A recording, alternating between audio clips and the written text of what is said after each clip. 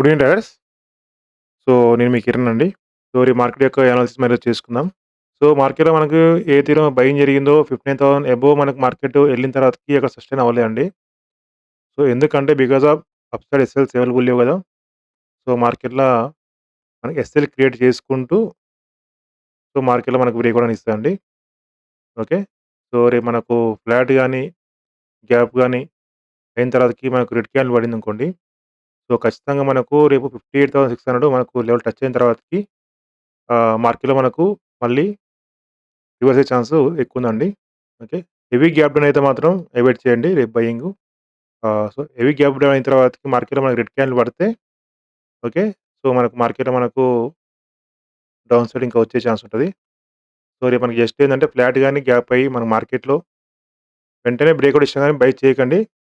So, just మనకు సెల్లర్స్‌ని add చేసిన తర్వాతకి మళ్ళీ రివర్స్ అయిన తర్వాతకి మనం బయింగ్‌లోకెళ్తే బెటర్. లేదంటే ఇక్కడే మనం బయింగ్ పెంచుకుంటే బెటర్ అండి. సో, రేపు లెవెల్ వచ్చేసి 58,800 అండ్ సపోర్ట్ లెవెల్ వచ్చేసి 58,600 అండి. ఓకే. అండ్ డిస్టెన్స్ వచ్చేసి 15,000 అండ్ సెకండ్ వచ్చేసి 15,200 అండి.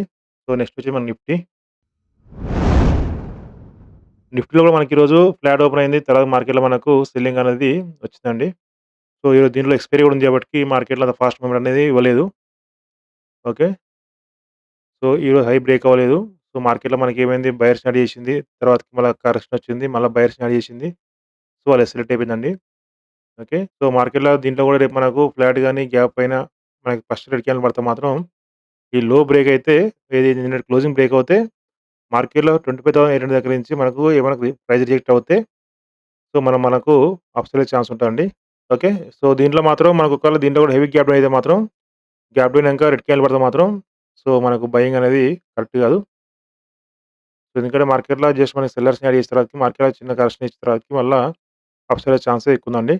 సో, దీంట్లో మనకు నిఫ్టీలో లెవెల్ వచ్చేసి 25,800 first support level and next వచ్చేసి 25,950 రెసిస్టెన్స్ లెవెల్ అండ్ థర్డ్ వచ్చేసి 26,020 అండి. Okay. So, closing price breakout అయిన తర్వాతకి డౌన్ సైడ్ ఫస్ట్ క్యాండిల్ మళ్ళా మనకు పై రిజెక్ట్ అయితే మనకు మళ్ళీ క్లోజింగ్ ప్రైస్ బ్రేక్‌ఔట్ అయ్యి ఈ లెవెల్‌కి వచ్చే ఛాన్స్ ఉంటదండి. సో, నెక్స్ట్ వచ్చేసి సెన్సెక్స్ అండి. సెన్సెక్స్ కూడా సేమ్ మనకు ఫ్లాట్ గాని, గ్యాప్ గాని అయితే మార్కెట్‌లో మనకు క్లోజింగ్ ప్రైస్ బ్రేక్‌ఔట్ అయిన తర్వాతకి మార్కెట్‌లో మనకు రివర్స్ అయ్యే ఛాన్స్ ఉంటది.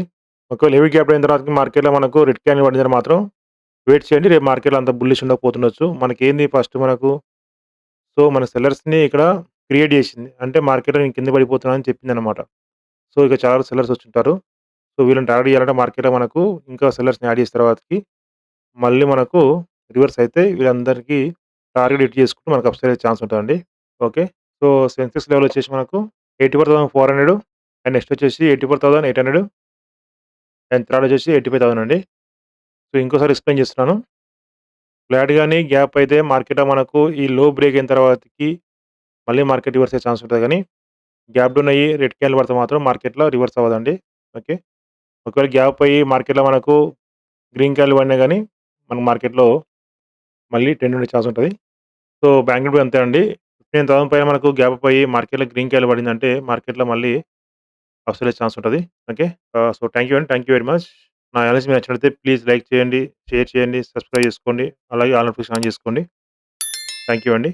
బై. Good night.